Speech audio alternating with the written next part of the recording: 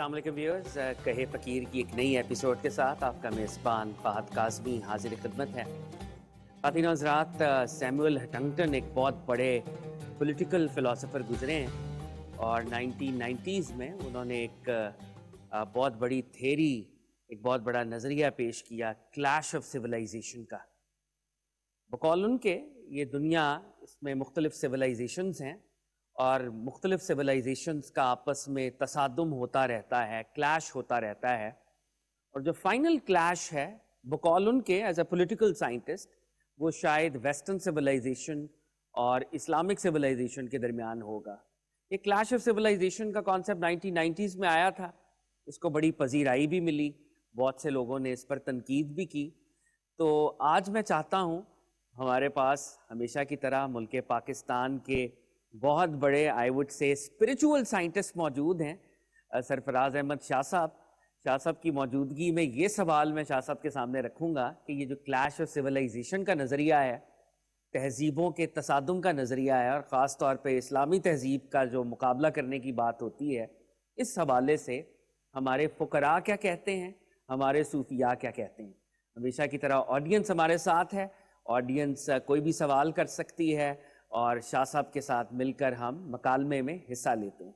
تو شاہ صاحب، یہ آج کل جو ایک فضا بنی ہوئی ہے، تو کلیش آف سویلائزیشن، تہذیبوں کا تصادم، ہمارے ہاں بھی ایک روایت ہے احادیث میں جس میں ایک فائنل وار کی ایٹ ٹائمز پیشین گوئی کی جاتی ہے۔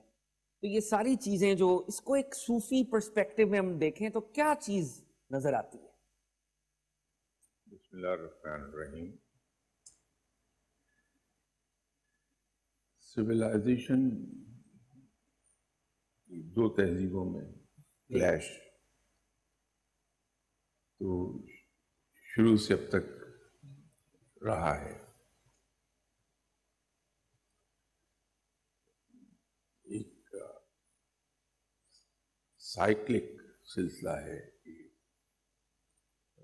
ایک تہذیب اٹھتی ہے، اس کو عروج حاصل ہوتا ہے اور پھر وہ آہستہ آہستہ ڈائی ڈاؤن ہو جاتی ہے، اس کی جگہ ایک دوسری تہذیب جنم لیتی ہے۔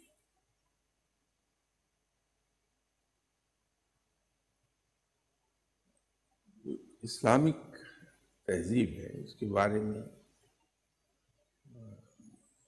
یہ ہے کہ یہ فطرت کے بہت قریب ہے، اس وجہ سے اس کو جو دیرپا یا یوں کہہ لیجیے ایور لاسٹنگ عروج ہوگا، اسی کو ہوگا، کیونکہ جو چیز جتنی نیچر کے زیادہ قریب ہوتی ہے اتنی زیادہ ایکسیپٹیبل ہوتی ہے۔ اسلام کے بارے میں یہ جو کہا جاتا ہے کہ دنیا کا فاسٹسٹ گروئنگ ریلیجن ہے، اس کی وجہ یہی ہے کہ اسلامک طرز زندگی یہ فطرت کے، انسانی فطرت کے بہت قریب ہے اور اتنی تیزی سے وہ ایڈاپٹ ہوتا ہے۔ یہ جو آپ نے حدیث کا حوالہ دیا، آپ کا اشارہ غالباً غزوہ ہند کی طرف ہے۔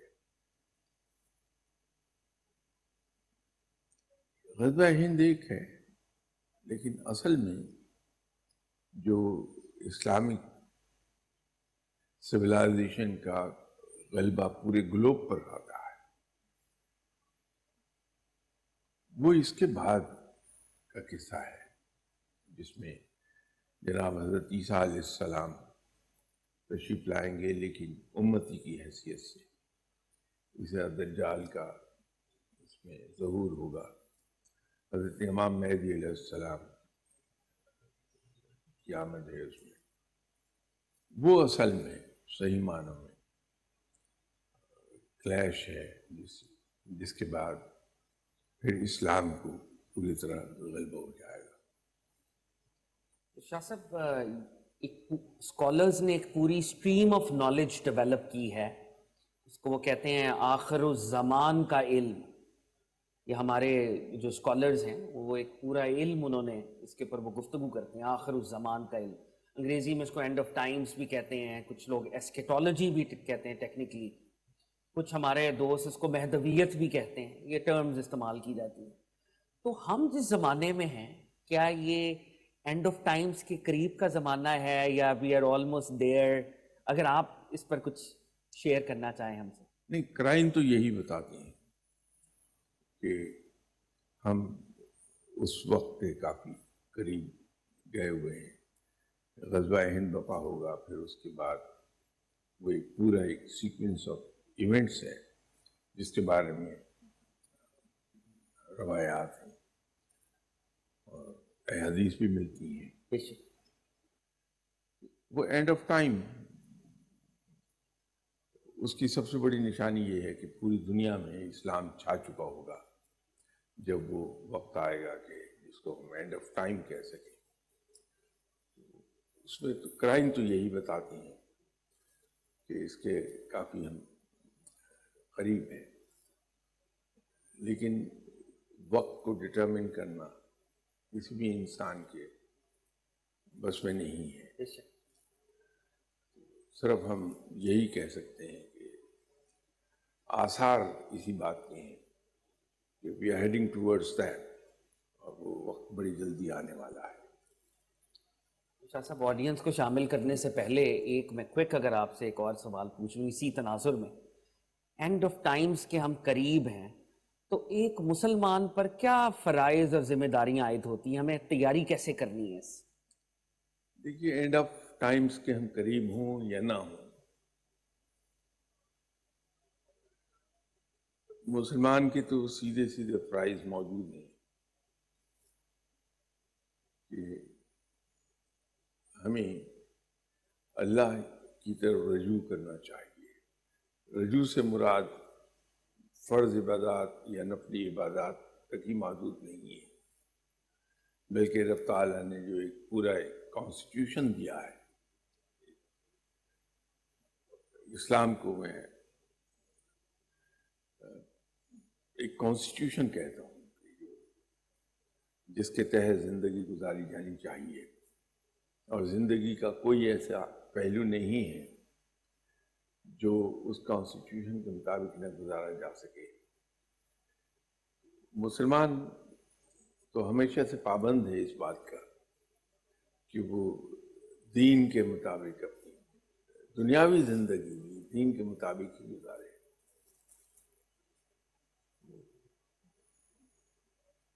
موجودہ دور میں یہ اور زیادہ ضروری ہو جاتا ہے. اگر جتنی زیادہ ہم پرسنل ایگزامپل سیٹ کریں گے، لوگ اتنی تیزی سے اس طرف کو آئیں گے.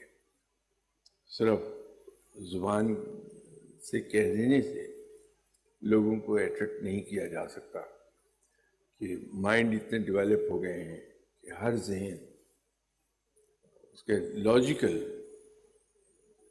اس کی لاجک مانگتا ہے آپ سے.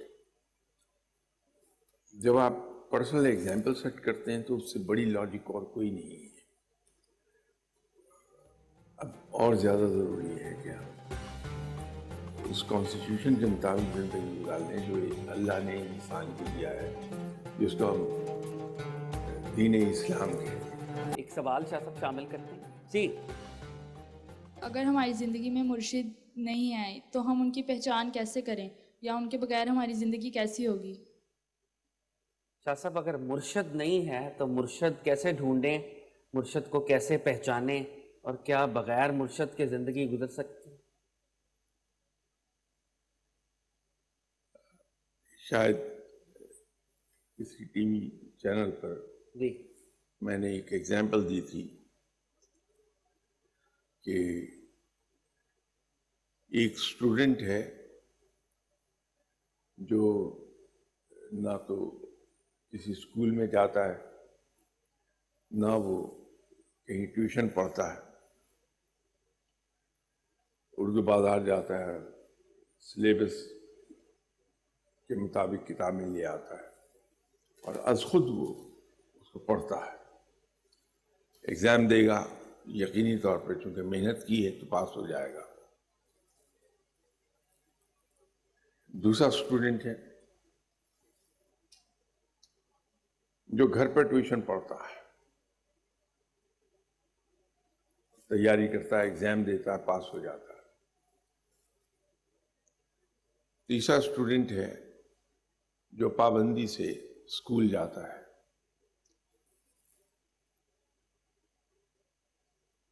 اب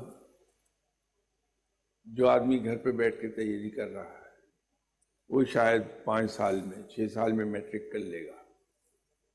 جو ٹیوشنز پڑھ رہا ہے وہ بھی آلموسٹ دی سیم ٹائم اس میں پاس ہو جائے گا. لیکن اسکول جانے والا 10 سال لے گا پورے، اور تینوں ہی کوالیفائی کر گئے ہیں ایگزام کو. لیکن جب پریکٹیکل لائف میں آئیں گے تو تینوں میں بہت فرق ہوگا، اور سکسیسفل وہ ہوگا جو اسکول باقاعدگی سے جاتا رہا.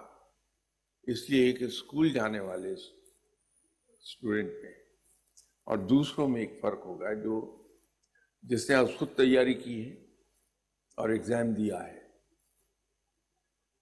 اس میں نہ باقاعدگی ہوگی، نہ وقت کی پابندی کا کانسیپٹ ہوگا، نہ ٹیم اسپرٹ ہوگی، نہ اسپورٹس مین اسپرٹ ہوگی. وہ جب پریکٹیکل لائف میں آئے گا تو ان چیزوں میں لیک کر رہا ہوگا.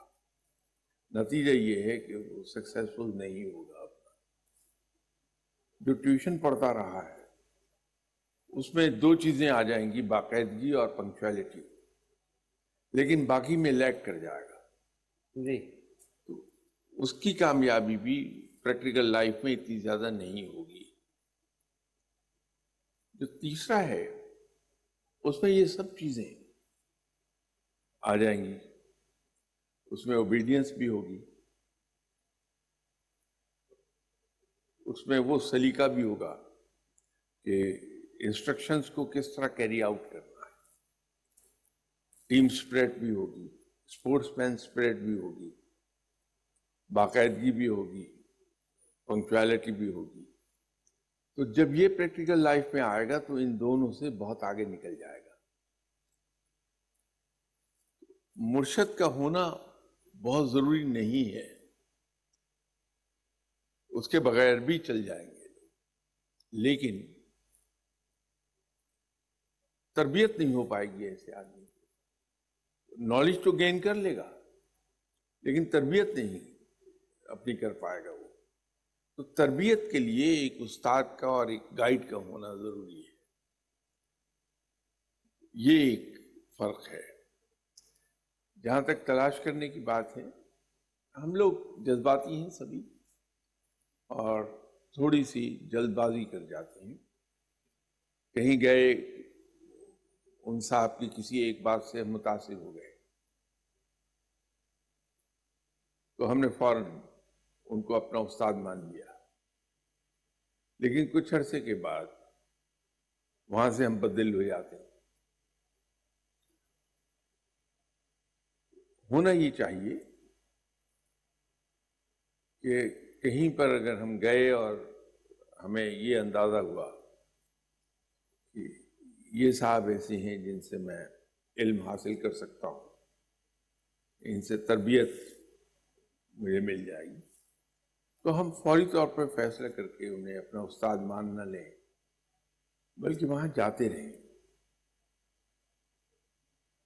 تو جب ہم کچھ عرصہ وہاں جاتے رہیں گے اور دیکھتے رہیں گے تو پھر ہمیں وہاں کی تمام مثبت پہلو اور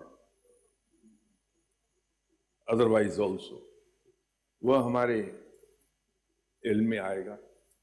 پھر ہم بہتر پوزیشن میں ہوں گے کہ ہم یہ فیصلہ کر لیں کہ انہیں استاد ماننا ہے یا نہیں. اس کے ساتھ ساتھ ایک احتیاط اور ہمیں چاہیے. ہم کرتے یہ ہیں کہ روحانیت کی راہ میں جن صاحب کو ہم اپنا استاد مانتے ہیں یا عرف عام میں جس کو مرشد کہتے ہیں، ہم اس کو ایک ایسے پہلو پہ، ایک ایسے مقام پہ جا بٹھاتے ہیں جو اتنا اونچا ہوتا ہے کہ اس پہ انسان کبھی اس کے مطابق ثابت ہو ہی نہیں پاتا، ایسا بلند مقام دے دیتے ہیں۔ ہم یہ بھول جاتے ہیں کہ ہمارے استاد یا ہمارے مرشد صاحب علم ہیں، علم کے ایک بڑے اعلیٰ مقام پر ہیں، لیکن ہیں بہرحال انسان، اور ویسے تو انسان ان سے بھی خطا ہو سکتی ہے، ان کا پاؤں بھی کہیں سلپ کر سکتا ہے۔ پھر ہم یہ کہتے ہیں کہ سب مرشد سے ہم نے دعا کا کہا، تو دعا مرشد صاحب کریں گے تو ہر حال میں پوری ہو جائے گی، ایسا ہرگز نہیں ہے۔ ہمارے مرشد بھی ہماری طرح کے انسان ہیں اور اللہ کے محتاج ہیں، جیسے ہم محتاج ہیں، ہمارے مرشد بھی اسی طرح اللہ کے محتاج ہیں۔ رب تعالیٰ مالک کل ہے اور اپنی مرضی کا مالک ہے، اس کو کوئی مجبور نہیں کر سکتا کہ وہ کسی صاحب کی ہر دعا سنے اور اس کو پوری کر دے، مرضی کا مالک ہے۔ پھر اللہ تعالیٰ کی مصلحتیں ہیں، کئی دعائیں ہم اپنی کوتاہ نظری کی وجہ سے ایسی بھی کر گزریں گے جو گریٹر اسکیم آف تھنگس میں کہیں فٹ نہیں ہوتی، وہ پوری نہیں ہوں گی، اس کی بجائے اللہ کہیں اور ہمیں کمپنسیٹ کر دے گا۔ بہت سی دعائیں ہم ایسی کرا رہے ہوں گے جو شاید ہمارے لیے بہتر نہیں ہیں، تو رب تعالیٰ چونکہ بڑا مہربان ہے تو وہ نہیں چاہتا کہ ہمیں کہیں نقصان ہو، تو وہ دعا تو قبول نہیں ہوتی، لیکن وہ انسان دوسری جگہ کمپنسیٹ ہو جاتا ہے۔ جب ہم اپنے مرشد کو، اپنے استاد کو اس مقام پہ بٹھاتے ہیں، اور جب اس کی کوئی دعا پوری نہیں ہوتی، اس کی کہی بھی کوئی بات پوری نہیں ہوتی، تو ہم اس سے بدظن ہوتے ہیں۔ لیکن اگر ہم اسے شروع ہی سے انسان سمجھیں، لیکن احترام کریں کہ وہ صاحب علم ہے، صاحب تقویٰ ہے، احترام تو ان کا ہم کریں، لیکن سمجھیں انہیں بہرحال انسان، تو ہم بدظن نہیں ہوتے، ہم ان سے علم لیتے رہتے ہیں، ان سے تربیت حاصل کرتے رہتے ہیں، اور یوں ہم سیدھی راہ پر چلتے رہتے ہیں۔ شاہ صاحب، آپ نے ایک بڑی اہم بات کی کہ ہمیں کسی بھی مرشد کے پاس جاتے رہنا چاہیے، پہلی دفعہ اس کو اپنا مرشد نہیں مان لینا چاہیے، تاکہ ایک کمپلیٹ انڈرسٹینڈنگ کے ساتھ ہم ان کے ساتھ ایک تعلق، وابستگی کو قائم کریں۔ پچھلے دور میں، پچھلے ادوار میں جو ہمارے پرانے اولیاء اللہ جو گزرے ہیں، وہ اتنی جلدی خود بھی کسی کو مرید نہیں کرتے تھے، بلکہ اکثر یہ کہہ دیتے تھے کہ جاؤ، ہم اس قابل ہی نہیں ہیں کہ ہم تمہارے مرشد ہوں۔ ان کے اندر ایک عاجزی، تواضع، انکساری ہوا کرتی تھی۔ دور حاضر میں بہت سے لوگ ہیں، میرے سے تو بہت اچھے ہیں، نیک ہیں، لیکن ایک چیز ہم نے یہ دیکھی ہے کہ وہ لوگوں کو خود پش کرتے ہیں کہ تم میرے مرید بنو، اور ان کے دل میں ایک تمنا ہوتی ہے کہ ہمارا حلقہ بڑا ہو۔ یہ شاہ صاحب جو ایسے لوگ بھی آج کل آ گئے ہیں، میں کسی کا نام بھی نہیں لے رہا، کوئی تنقید، میرا تو یہ منصب ہی نہیں ہے، لیکن اگر ہم جنید بغدادی کے ساتھ، بایزید بستامی کے ساتھ، سہل بن عبداللہ تستری کے ساتھ، even for that matter Data Sahib کے ساتھ ہی کمپیئر کریں، تو ایک بڑا گیپ اور ڈفرنس نظر آتا ہے۔ تو اس ڈفرنس کو کیسے ہم ایڈریس کریں شاہ صاحب، تو موجودہ دور میں آ چکا ہے؟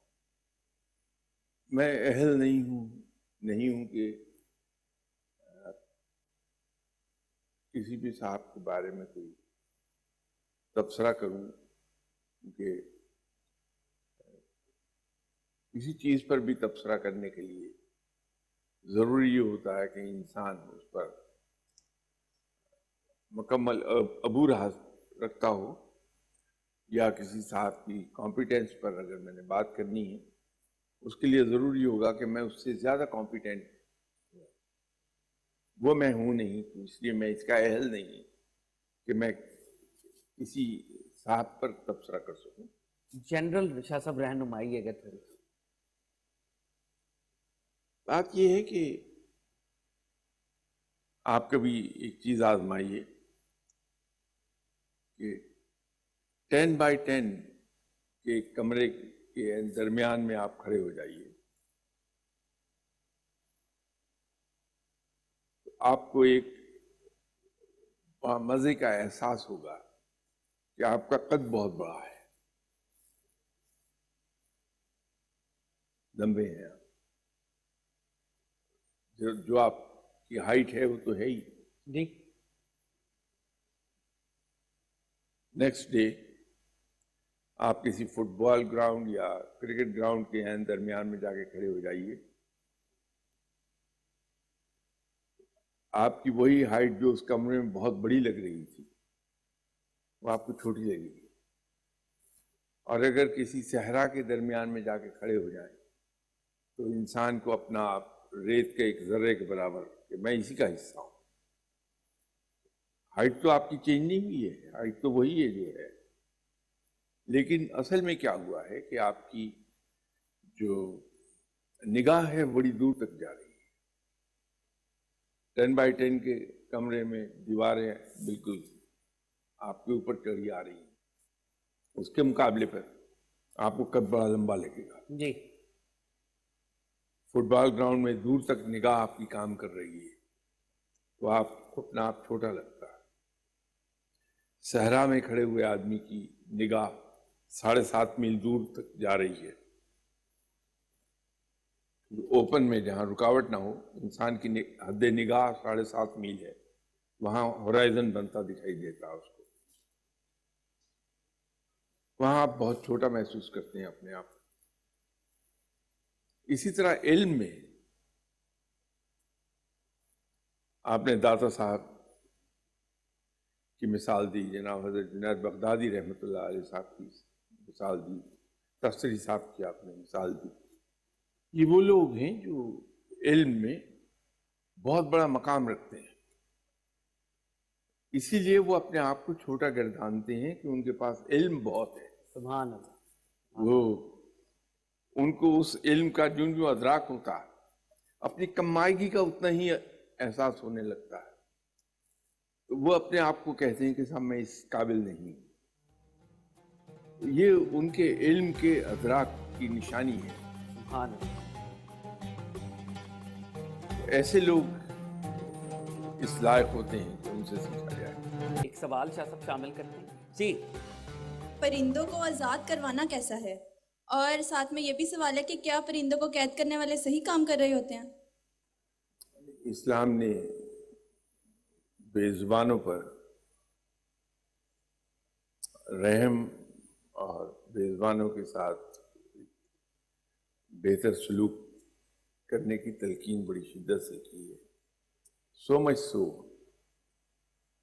کہ مسلمان کو تفریح تباہ کے لیے شکار سے منع کیا گیا ہے۔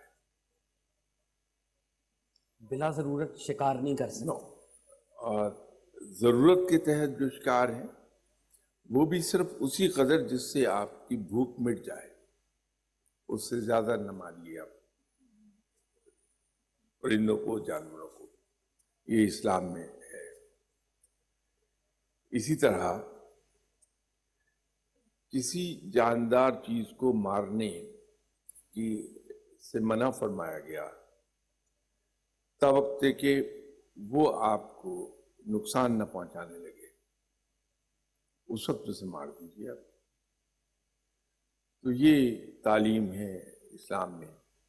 پرندوں کو اللہ تعالیٰ نے آزاد پیدا کیا ہے، ان کو آزاد رہنا چاہیے، اور جہاں ہم دیکھتے ہیں کہ پرندے قید ہیں، اگر ہمارے اندر استطاعت ہے، ہمت ہے، تو انہیں اگر آزاد کرا دیں تو میرے خیال میں یہ ثواب کا کام ہے۔ شاہ صاحب اسی سوال سے ایک جڑا ہوا ضمنی سوال اگر مجھے اجازت دیں، اینیمل رائٹس کے حوالے سے ویسٹ کے اندر تو بہت ہمیں ایڈوکیٹس بھی ملتے ہیں، لوگ بڑے اویئر ہیں اینیمل رائٹس کے حوالے سے. اسلام جو کہ دین فطرت ہے، مسلمانوں کو تو آل دا مور ریزن اینیمل رائٹس کے حوالے سے گفتگو کرنی چاہیے، اس کے بارے میں جدوجہد بھی کرنی چاہیے، ایفرٹ کرنی چاہیے. لیکن ہمارے ہاں اینیملس کے ساتھ کوئی زیادہ اچھا سلوک نہیں ہوتا. ہم ڈومیسٹک کیٹس ہیں یا اس طرح کے دیگر اینیملز ہیں، ان کو بھی ان کی خیال نہیں کرتے خوراک کا ایٹ ٹائمز. اگر کوئی اسٹرے کیٹس ہیں، اسٹرے ڈاگز ہیں، ان کو بھی کبھی کھانا نہیں ڈالتے. ہمارے پرانے اولیاء اللہ تو اس حوالے سے بھی بڑے ان کی ایفرٹس تھی. تو یہ چینج کیوں آئی ہے اوور دا ایئرس مسلمانوں میں؟ آپ نے پہلے یورپ کا ذکر کیا، اس سے میں آپ سے عرض کر دوں، ان کی اچھائیوں کو میں کنڈیم نہیں کرتا، اس کو رادر نہ صرف ایکنالج کرتا ہوں بلکہ اپریشیٹ بھی کرتا ہوں. اگر خوبی کسی دشمن میں ہے جی تب بھی وہ ایکنالج بھی ہونی چاہیے اور اپریشیٹ بھی کی جانی چاہیے. یقینی طور پر میں یہ ہے، لیکن ایک عجیب سا تضاد ہمیں نظر آئے گا ان کا، کہ جہاں ان کے ملکی یا قومی مفاد کو ذرا سی بھی زد پہنچتی، وہاں بڑے ظالمانہ طریقے ہیں. یہ کوئی ڈھکی چھپی بات نہیں ہے، اوپن سیکرٹ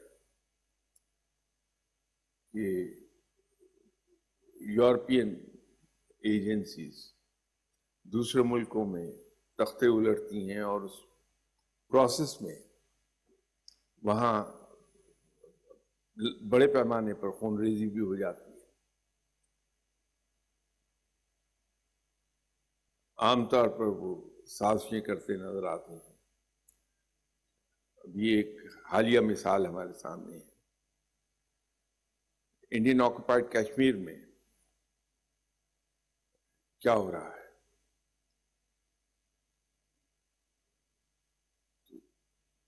یورپ سویا ہوا ہے، امریکہ منہ دوسری طرف پھیرا ہوا ہے.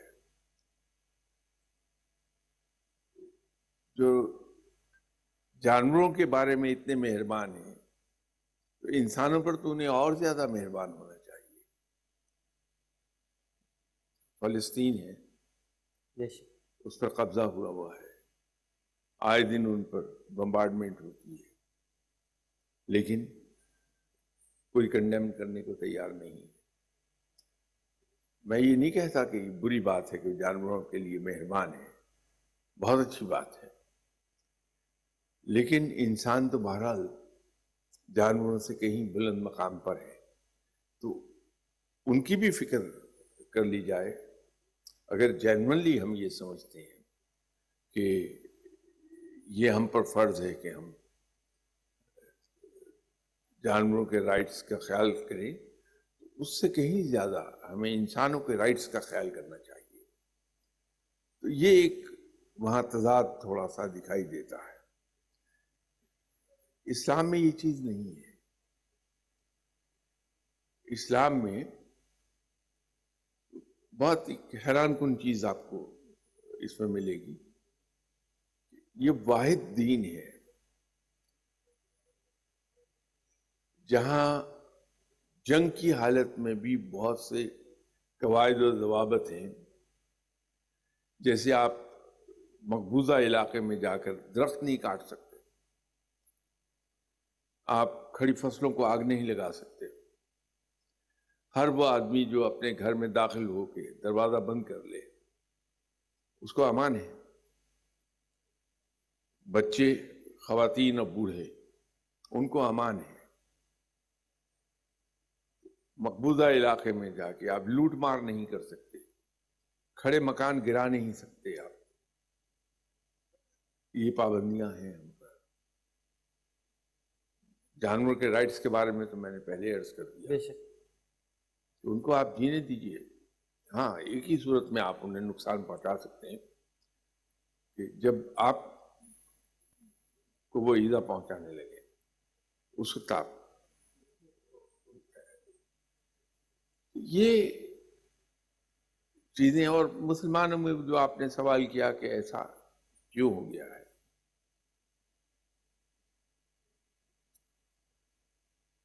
ایک سائیکی ڈیولپ ہوتی ہے جب ہم انڈر ڈاگز ہوتے ہیں، کوئی بھی ہو، تو ایک سائیکی ہماری ڈیولپ ہو جاتی ہے جو کہیں سب کانشیس مائنڈ میں یا انکانشیس مائنڈ میں وہ انتقام کا جذبہ ہوتا ہے جن حالات میں ہم زندہ رہ رہے ہوتے ہیں. تو جب موقع ملتا ہے تو پھر انسان اسی طرح ریئیکٹ کرتا ہے، لیکن آہستہ آہستہ ٹھیک ہو جاتا ہے. ایک اور جو ہمارے یہاں دقت ہمیں پیدا ہو رہی ہے وہ یہ ہے کہ ہم اسلام کی جو تبلیغ کرتے ہیں وہ زیادہ تر محدود ہوتی ہے ریچولز کے بارے میں، عبادات ہیں ہماری ان کے بارے میں، جبکہ دین صرف عبادات کا نام نہیں ہے. عبادات اس کا ایک چھوٹا حصہ ہے جس پہ عمل ہونا چاہیے ہر حال میں، اس سے انکار نہیں ہے. لیکن جو دین کا ایک بڑا حصہ ہے جو مشتمل ہے دوسروں کے ساتھ انٹریکشن پر، اس کو ہم کبھی ہائی لائٹ نہیں کرتے. اگر کہیں مسجد کے منبر سے اس طرف کو تبلیغ ہم شروع کر دیں کہ اسلام دوسروں کے بارے میں کیا کہتا ہے، کیونکہ اسلام کا تو پرچار بڑا سمپل ہے جو ایک سینٹنس میں کور ہو جاتا ہے کہ دوسروں کے حقوق کو ریسپیکٹ کیجیے آپ، اور دوسروں کے لیے اپنے حقوق کی قربانی کر دیجیے. یہ اسلام ہے. اس کا کوئی پہلو دیکھ لیجئے وہ ایثار اور قربانی ہی اس میں دکھائی دیتی ہے. ویورز، کہے فقیر اس ایپیسوڈ کا وقت ختم ہو رہا ہے. اگلے ویک اسی چینل دوبارہ آپ کے ساتھ ملاقات ہوگی. کیپ واچنگ کہے فقیر.